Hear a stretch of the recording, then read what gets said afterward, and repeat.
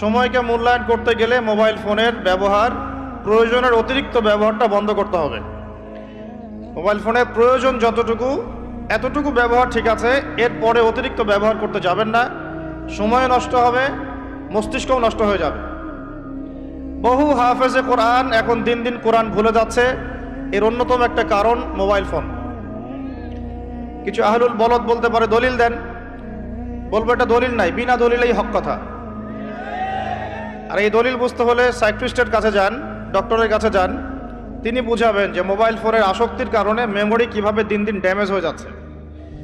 তো আমাদের দেশে একটা প্রবলেম দেখা যাচ্ছে, আমরা ডিগ্রি সার্টিফিকেট অর্জন করছি কিন্তু সৃজনশীলতা তৈরি হচ্ছে না। সৃজনশীলতা তৈরি হচ্ছে না, এর পিছনে অন্যতম একটা কারণ হচ্ছে মোবাইল ফোনের অতিরিক্ত ব্যবহার।